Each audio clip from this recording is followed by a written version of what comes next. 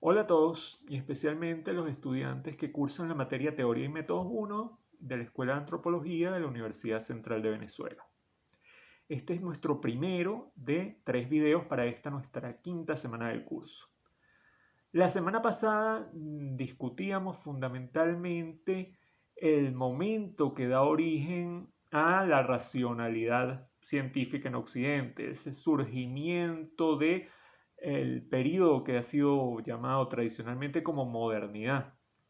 Lo discutíamos principalmente a través del ensayo de Enrique Dussel, el primer debate de la modernidad, y ubicábamos este momento, esta transición en el salto del siglo XV al siglo XVI, donde la aparición, entre comillas, del hombre americano en el horizonte europeo y en el horizonte occidental daba al traste con los mecanismos de legitimación tradicionales, fundamentalmente basados en las Sagradas Escrituras y en los textos clásicos griegos, y daba pie para un nuevo tipo de argumento legitimador de la verdad, lo que estaba apareciendo es el conocimiento, la posibilidad de también generar nuevos conocimientos que se planteaba a partir de un nuevo horizonte geográfico, un nuevo mundo que se estaba conformando para los europeos, un mundo que era desconocido y que ahora se estaba conociendo.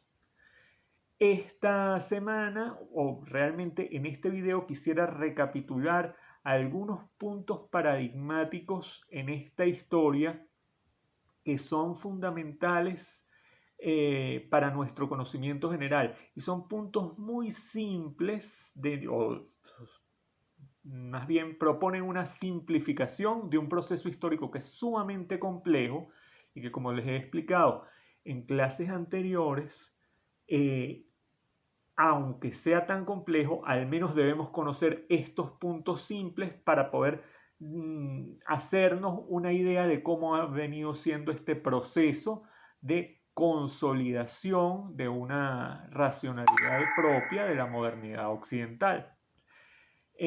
Por esa razón incluía acá en esta lámina una reproducción del hombre Vitruvio de Leonardo da Vinci, ¿sí? Porque es una muestra de esa visión renacentista del mundo. Esta obra es de 1490 aproximadamente y nos da una idea de ese mundo en el que se están dando los viajes de exploración colombinos. Muchas veces no relacionamos lo que está pasando en el mundo del arte, en el mundo de las ciencias, en el mundo de la religión, en el mundo de la política, y de alguna manera yo quisiera que esta imagen nos trajera a esa idea del mundo europeo de finales del siglo XV, principios del siglo XVI. Un mundo donde los artistas renacentistas están precisamente haciendo observaciones sistemáticas de la naturaleza, no solamente para reproducirla, sino viendo recurrencias, viendo elementos similares, viendo patrones y relacionándolos también con matemática, con filosofía, ¿no? Entonces, el mundo de transición, disculpen, no el mundo, la visión europea y Europa occidental en la transición del siglo XV al siglo XVI es esta, que es bastante compleja. Hay también algunos otros puntos o hitos históricos que es importante que manejemos para aclarar estas ideas. Debemos recordar que en 1453, ¿sí? Unos 40 años antes de el primer viaje de Colón, es el año en que cae Constantinopla y con ella cae los últimos reductos del imperio bizantino y la vía expedita que tenía Europa Occidental hacia Oriente por el Mediterráneo, la entrada a Oriente. Cae producto de las guerras con el Imperio Otomano y esto bloquea esa entrada y es uno de los principales motivos comerciales para que los viajes de exploración, tanto colombinos hacia el occidente como también los viajes portugueses hacia el sur de África, buscando una ruta alterna hacia Asia, se den precisamente en la segunda mitad del siglo XV. Recordemos la llegada del primer viaje de Colón a América en 1492 y eso genera no solamente el problema geográfico que discutíamos la semana pasada, sino también el problema filosófico y teológico con respecto al indígena americano. En 1512 son las leyes de Burgos y es la primera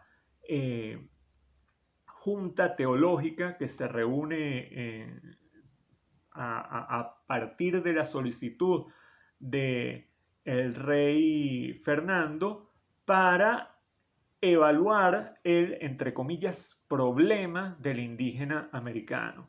Esta junta determina, como ya les explicaba en la semana anterior, es la primera junta que determina la humanidad del indígena americano, ¿sí? Dicen, sí, son hombres, sí, tienen alma, y, no, disculpe, finalmente el decreto o la sentencia oficial con respecto a que los indígenas tendrían alma se va a dar unos 25 años después con la bula papal Sublimis Deus, que es la que determina desde la iglesia que si el indígena es hombre, el indígena tiene alma, pero ojo, esto es 1537, ya en 1537, como yo les comentaba en alguna clase anterior, muchos europeos llegados a América han tenido hijos con las indígenas y de hecho estos son hombres, sus descendientes. Entonces, esta resolución papal ya viene a dar como finiquito a un problema que de hecho ya está bastante superado en el contexto americano. Finalmente, recordar que la discusión, este primer debate de la modernidad, del que nos habla Enrique Dussel, se refiere a la Junta de Valladolid, que es 1550-1552. También es importante que tengamos claro que en este contexto de cambio del siglo XV al siglo XVI se da también un proceso primordial con la aparición en el contexto europeo occidental de la imprenta de tipos móviles que nosotros popularmente reconocemos a Gutenberg como su inventor, aunque sabemos que la imprenta ya era un artefacto utilizado en otras partes del mundo.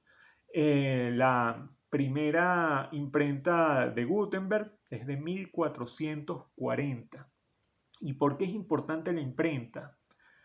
Porque antes de que llegara la imprenta de tipos móviles a Europa, todos los libros eran reproducidos a partir de la copia escrita a mano y esto implicaba que cada libro, su reproducción, tomará muchísimo tiempo, además que implicaba la necesidad de que un especialista copista lo reprodujera.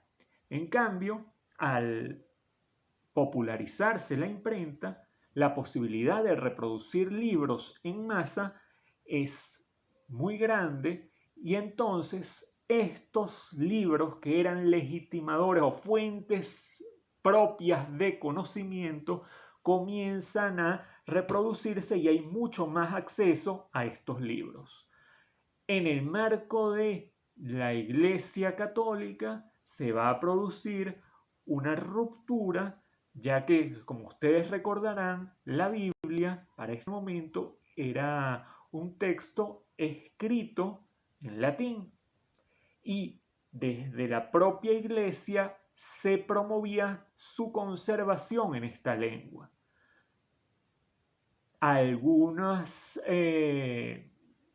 ramas de la Iglesia, desde algunos puntos, van a promover la traducción de la Biblia para que sea mucho más accesible a el pueblo en general que no hablaba latín.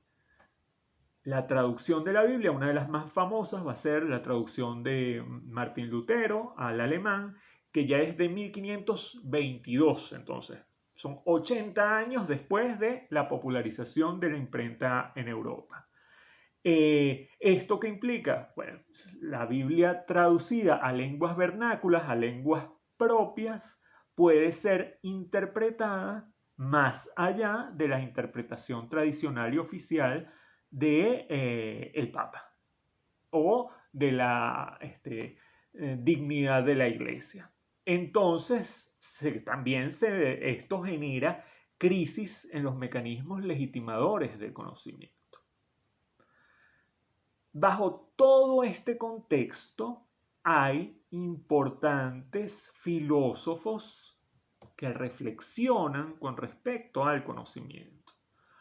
Uno de ellos, que no hemos leído y que no está como una lectura obligatoria para el curso, fue Francis Bacon. Francis Bacon, entre sus obras, escribió un libro publicado en 1620, ya siglo XVII, que se titula, o popularmente es conocido como el Novum Organum. El Novum Organum en oposición al Organon de Aristóteles, que era la revisión y la reflexión de lógica tradicional, y frente a él, Bacon va a proponer una nueva forma de acceder al conocimiento, ya no basada fundamentalmente en la lógica y en el análisis o la interpretación deductiva, sino en la inducción, en la observación de casos individuales para la generación de propuestas generales, la generación de leyes. En cambio, la deducción era más bien la determinación de casos particulares a partir de casos generales. Vamos a revisar unos pequeños fragmentos de esta obra de Francis Bacon que consta de dos partes. Una primera parte que es una parte crítica y una segunda parte que es su parte propositiva de un modelo para la generación de conocimiento. Entonces, del Novum Organum me parece importante que señalemos algunos pequeños fragmentos. Inicialmente, en su prefacio, Bacon dice claramente: aquellos que se han atrevido a hablar dogmáticamente de la naturaleza como de un sujeto explorado, sea que les haya inspirado esta audacia su espíritu excesivamente confiado o su vanidad, y el hábito de hablar magistralmente, han ocasionado un perjuicio muy grande a la filosofía y a las ciencias. Es decir, Bacon dice claramente: la naturaleza es algo que no hemos explorado, es algo desconocido y estamos por conocerlo. Quien piensa que ya lo conocemos, lo que hace es generar un perjuicio a la posibilidad real de conocerlo. Siguiendo esta misma idea, el primer aforismo del libro primero indica: el hombre, servidor e intérprete de la naturaleza, ni obra ni comprende más que en proporción de sus descubrimientos experimentales y racionales sobre las leyes de esta naturaleza. Fuera de ahí, nada sabe ni nada puede. Seguimos con el tercer aforismo. La ciencia del hombre es la medida de su potencia, porque ignorar la causa es no poder producir el efecto. No se triunfa de la naturaleza sino obedeciéndola. Y lo que en la especulación lleva el nombre de causa, conviértese en regla en la práctica. Siguiendo con esta primera parte del libro, la parte crítica, como dijimos, Bacon nos alerta sobre 4 ídolos, él los llama, que son realmente nociones falsas o prejuicios de los que deberíamos estar advertidos y librarnos para alcanzar el conocimiento. Voy a leer los aforismos del 38 al 44, ya que en ellos define los 4 ídolos a los que hace referencia. Los ídolos y las nociones falsas que han invadido ya la humana inteligencia, echando en ella hondas raíces, ocupan la inteligencia de tal suerte que la verdad solo puede encontrar en ella difícil acceso. Y no solo esto, sino que obteniendo el acceso, estas falsas nociones concurrirán a la restauración de las ciencias y suscitarán a dicha obra obstáculos 1000, a menos que, previniéndonos los hombres, se pongan en guardia contra ellos en los límites de lo posible. Hay 4 especies de ídolos que llenan el espíritu humano. Para hacernos inteligibles, los designamos con los siguientes nombres. La primera especie de ídolos es la de los de la tribu. La segunda, los ídolos de la caverna. La tercera, los ídolos del foro. La cuarta, los ídolos del teatro. La formación de nociones y principios mediante la legítima inducción es ciertamente el verdadero remedio para destruir y disipar los ídolos, pero sería con todo muy conveniente dar a conocer los ídolos mismos. Existe la misma relación entre un trato de los ídolos y la interpretación de la naturaleza que entre el tratado de los sofismas y la dialéctica vulgar. Los ídolos de la tribu tienen su fundamento en la misma naturaleza del hombre y en la tribu o el género humano. Se afirma erróneamente que el sentido humano es la medida de las cosas. Muy al contrario, todas las percepciones, tanto la de los sentidos como del espíritu, tienen más relación con nosotros que con la naturaleza. El entendimiento humano es con respecto a las cosas como un espejo infiel, que recibiendo sus rayos mezcla su propia naturaleza a la de ellos, y de esta suerte los desvía y corrompe. Los ídolos de la caverna tienen su fundamento en la naturaleza individual de cada uno, pues todo hombre, independientemente de los errores comunes a todo el género humano, lleva en sí cierta caverna en la que la luz de la naturaleza se quiebra y es corrompida, sea a causa de disposiciones naturales particulares de cada uno, sea en virtud de la educación o del comercio con otros hombres, sea a consecuencia de las lecturas y de la autoridad de aquellos a quienes cada uno reverencia y admira, ya sea en razón de la diferencia de las impresiones, según que hieran un espíritu prevenido y agitado, o un espíritu apacible y tranquilo y en otras circunstancias. De suerte que el espíritu humano, tal como está dispuesto en cada uno de los hombres, es cosa en extremo variable, llena de agitaciones y casi gobernada por el azar. De ahí esta frase tan exacta de Heráclito, que los hombres buscan la ciencia en sus particulares y pequeñas esferas, y no en la gran esfera universal. Existen también ídolos que provienen de la reunión y de la sociedad de los hombres, a los que designamos con el nombre de ídolos del foro, para significar el comercio y la comunidad de los hombres de que tienen origen. Los hombres se comunican entre sí por el lenguaje, pero el sentido de las palabras se regula por el concepto del vulgo. He aquí por qué la inteligencia, a la que deplorablemente se impone una lengua mal constituida, se siente importunada de extraña manera. Las definiciones y explicaciones de que los sabios acostumbran proveerse, ármanse anticipadamente de muchos asuntos. No les liberan por ello de esta tiranía, pero las palabras hacen violencia al espíritu y lo turban todo, y los hombres se ven lanzados por las palabras a controversias e imaginaciones innumerables y vanas. Hay, finalmente, ídolos introducidos en el espíritu por los diversos sistemas de los filósofos y los malos métodos de demostración.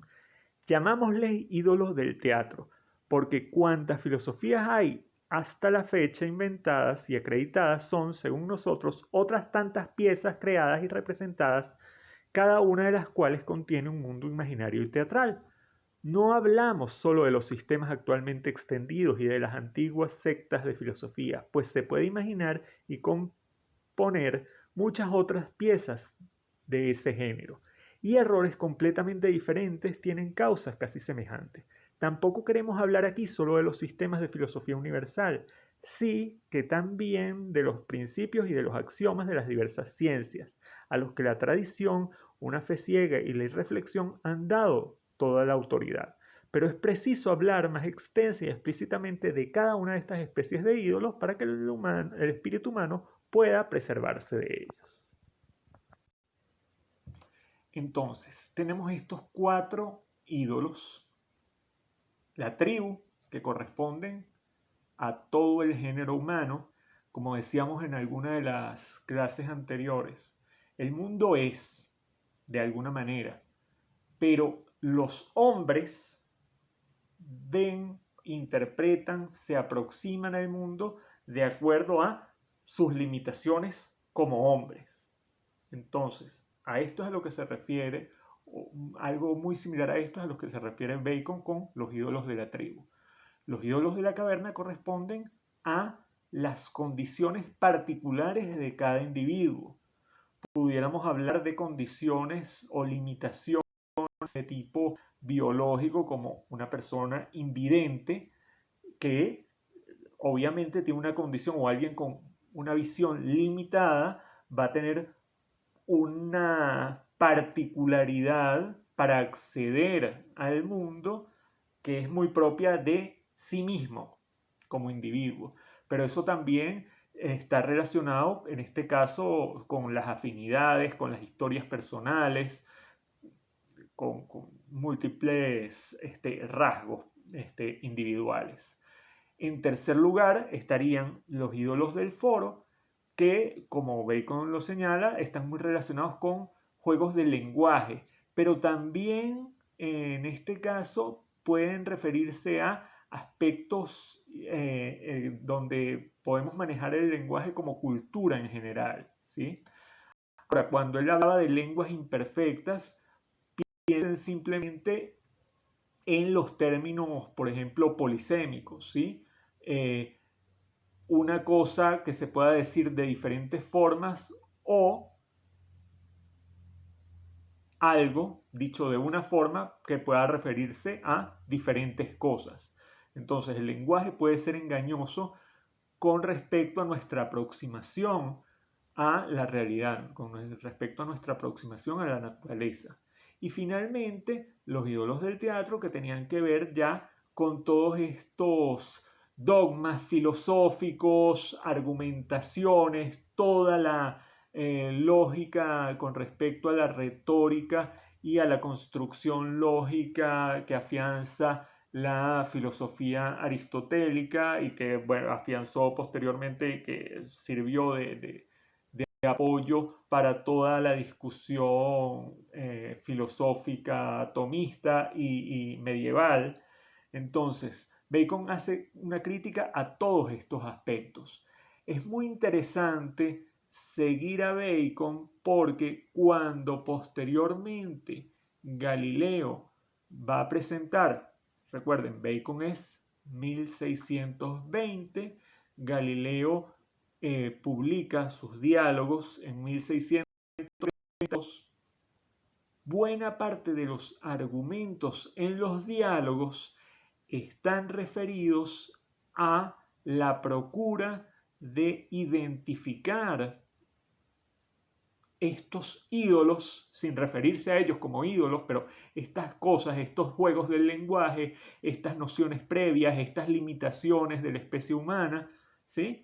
Y de alguna manera hace seguimiento a esta crítica para poder acceder al nuevo conocimiento.